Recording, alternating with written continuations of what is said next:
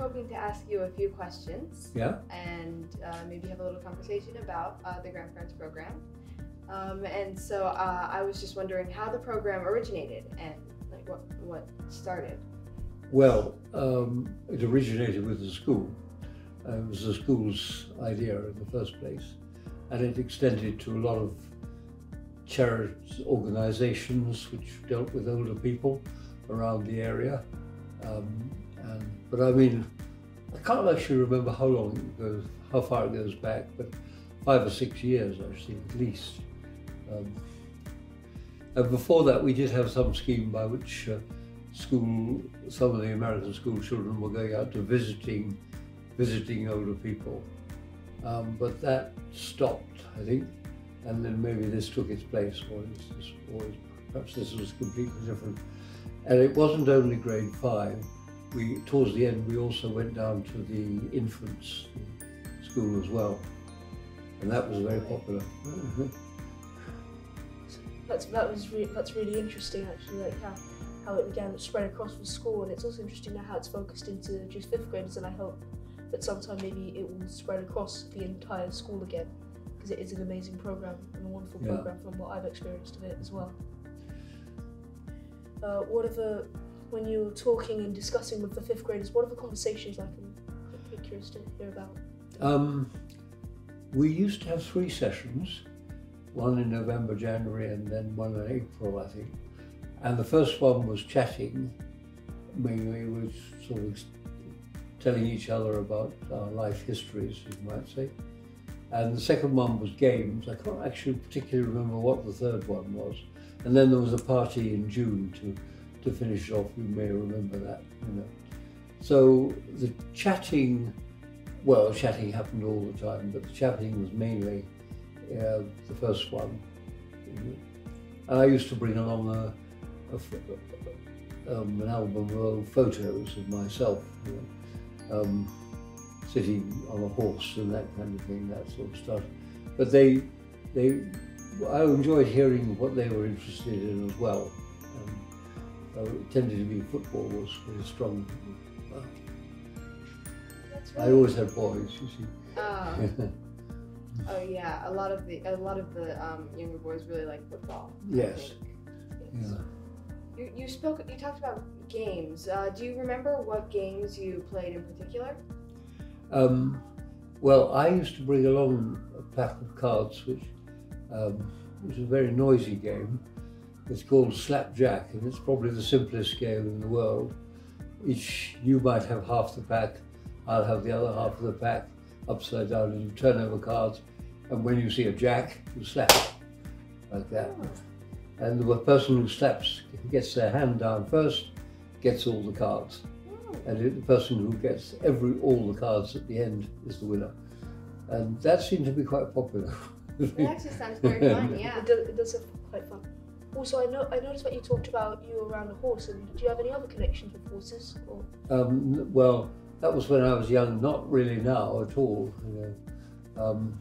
Well, to say that, when I went on holiday a year ago, the whole family, I don't have a family myself, but my sister does, and we all went to a riding school and got on a horse, horses, and we went out.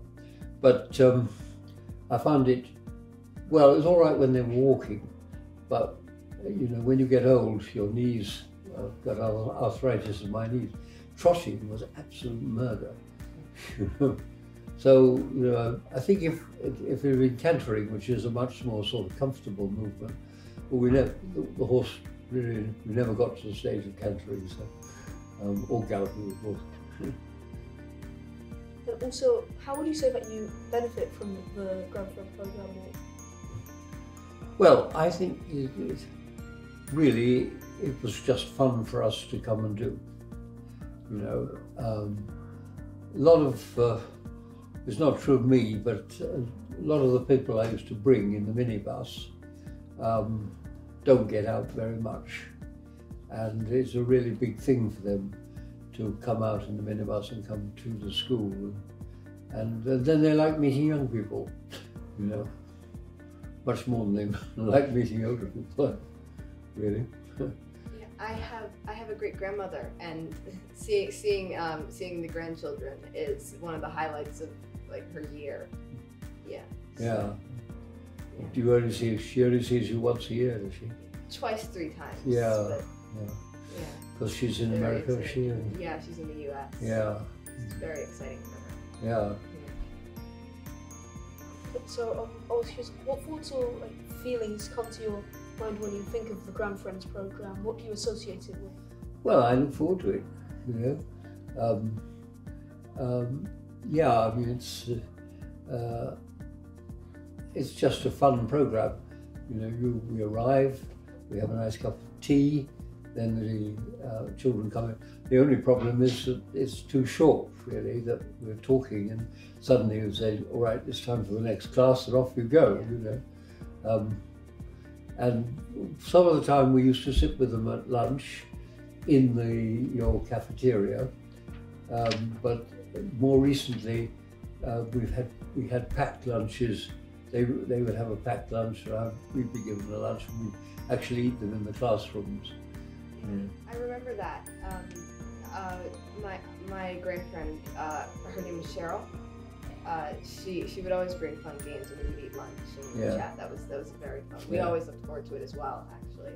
So she wasn't from our group, I don't think, Cheryl, but you know, because I don't know how many groups you have, but we always came along with one group. I think it was from Kingsgate, somewhere in Kilburn. That they came. So you know, it's a fun occasion for us. Yeah, it sounds very, very fun. Yeah. It is very, very fun. And what about from your point of view, the children's point of view? Is it something you look forward to? I remember my group. There were 2 other kids in my group. We would constantly like, okay, when's the next one?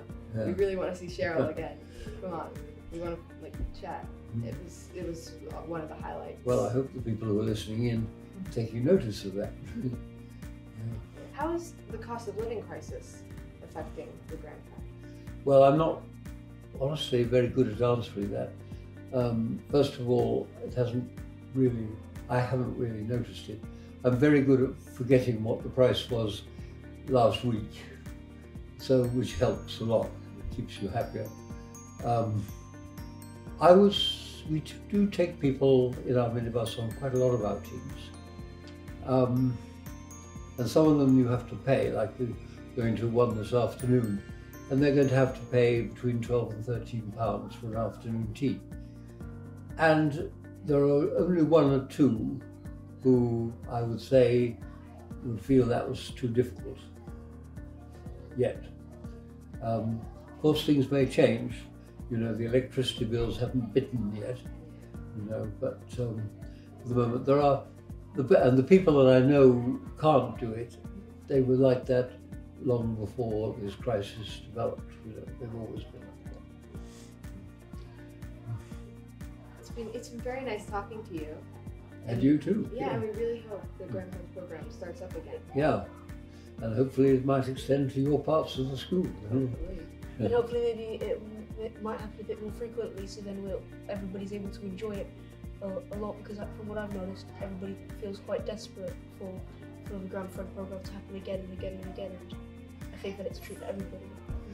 Well, it is of course said that, you know, if it's true that the cuts, the inflation is going to bite, then people will be worrying about heating their homes, and you know, the more they can get out.